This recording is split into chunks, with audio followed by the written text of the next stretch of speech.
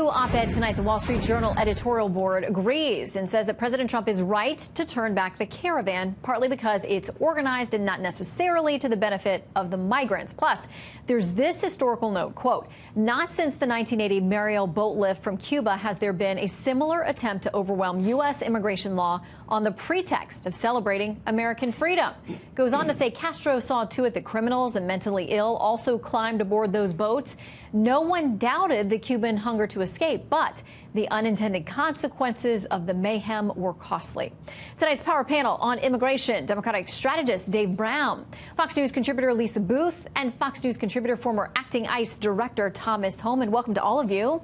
Hi, Shannon. All right, I want to start with something that Nancy Pelosi had to say in a joint statement with Chuck Schumer. She said this: the president is desperate to change the subject from health care to immigration because he knows that health care is the #1 issue Americans care about.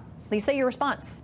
Well, I would say that Democrats are desperate to not talk about immigration. The Center for American Progress, a liberal think tank, put out a memo to Democrats in competitive races saying to avoid immigration, that sanctuary packs a punch, because Republicans have been on the offense on immigration, on issues like sanctuary cities, on issues like Democrats' calls to abolish ICE. And now what this does is putting immigration in the center, in the focus of the national debate, which is exactly what President Trump wants, is exactly what Republicans want. And Republicans and President Trump should be out there hammering it, because when you see visuals like these migrants breaking down the gates into Mexico, it just demonstrates and underscores President Trump's calls for increased border security. They couldn't ask for a better political gift, to be honest. Well, okay, so this is something the president has tweeted now. He says every time you see a caravan or people illegally coming or attempting to come into our country illegally, think of and blame the Democrats for not giving us the votes to change our pathetic immigration laws. Remember the midterms, so unfair to those who come illegally. Dave, what do you make of this assertion that this is a huge political gift to the president at just the right time? Shannon, I agree that it's a political gift to the president because this is a wedge issue that he's been very effective at using, dating all the way back to when he ran for president in 2016. But I disagree, very much disagree with the fact that Democrats haven't been at the table and trying to work in good faith. I mean, look, I served in the Senate in 2013 as an aide. That year we passed comprehensive bipartisan immigration reform. Democrats and Republicans came together. And so there is a proven path.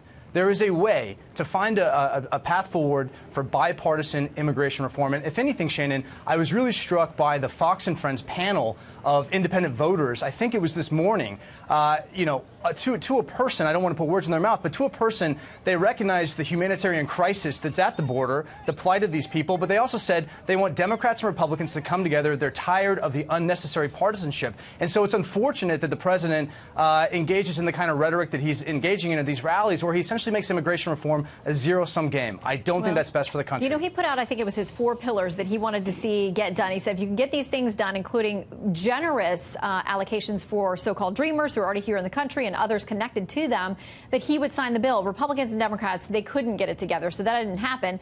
No one knows better about that than former ICE director Thomas Homan. We're glad to have you with us tonight. I want to play something that President Trump said at his rally tonight, though, and get your reaction, Thomas. Look, that is an assault on our country. That's an assault. And in that caravan, you have some very bad people. You have some very bad people. And we can't let that happen to our country. Thomas, you would know more about this probably than the rest of us put together about exactly who is showing up at the border. Well, look, you know, we take custody of, ICE took custody of everybody at Border Patrol arrests. If you look at who they've arrested in the last few years, between 18 and 20% have a criminal history. I mean, they've had criminal convictions. This isn't the first time they come to the United States. So there are a lot of criminals coming across the border. Now, I'm not saying every criminal, but as far as, you know, what the president, the comments he made, look, we're a sovereign country. We have the right to protect our borders. And I can't, you know, I've seen the covers also, and, you know, sometimes it's sad to see what you see, but I can't blame these people that want to come to the United States. We're the greatest country on earth, but you can't be a part of the greatest country on earth and not respect its laws. You can't have it both ways, not under this president, and I agree with 100%.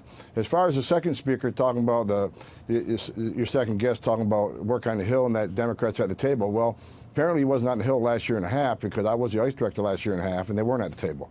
I mean, I met with a lot of lawmakers up there. We tried to shut down the loopholes. They refuse to shut down loopholes. When they talk about sanctuary cities, as your first guest says, and the abolishment of ICE, when you won't fix loopholes, you are enticing. you are enticing others to make that dangerous journey. And it's just not people entering the country illegally. As you said, it's a national security issue, because while they're running families through one sector, they're running drugs and bad people through another sector, because Border Patrol's tied up. And you know, it's a fact. You know, you can like or not like the president, but he's 100% accurate on this issue. I want to play something that one of the members of this caravan told us today. This is what he said about the strategy.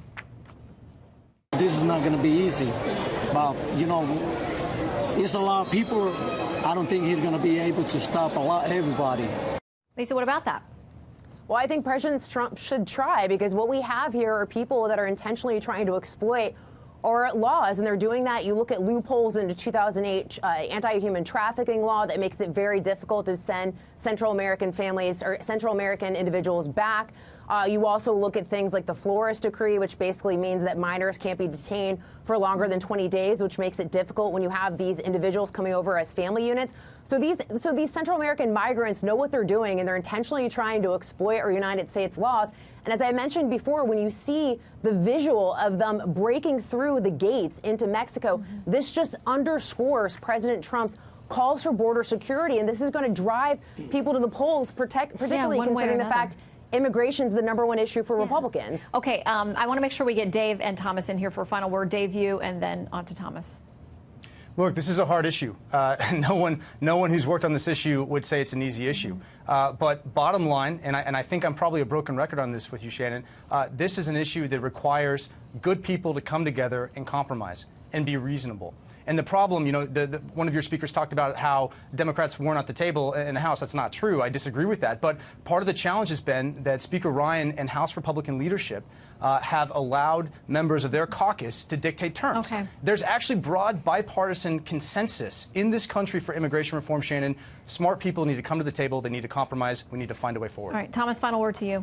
Well, the guess is wrong again. I mean, I was the ICE director for a year and a half. I was on the Hill, and I met with a lot of lawmakers. Look, you can't have someone like Nancy Pelosi say ICE agents are out terrorizing innocent immigrant communities. You can't have people like Senator Gillibrand talk about abolishing ICE. You can't have, you know, all those leaders of the Democratic Party saying the things they say. It entices further illegal entry. And I'll add this. This just isn't about law enforcement. This isn't just about enforcing law. When you entice people to make that journey, people will die entering this country. Women will be raped. Children will die crossing the river. And we will bankroll the very criminal organizations that murdered Border Patrol agents and ICE agents. We're bankrolling criminal organizations by enticing illegal entry and having open borders. Abolishing ICE equals open borders. Not fixing the loopholes in the law is open borders. Every person on the Hill, whether you're Democrat or Republican, their #1 responsibility is protect this country, and they're not doing it. All right, Thomas, Lisa, and Dave, thank you all for weighing in. Thanks, Shannon.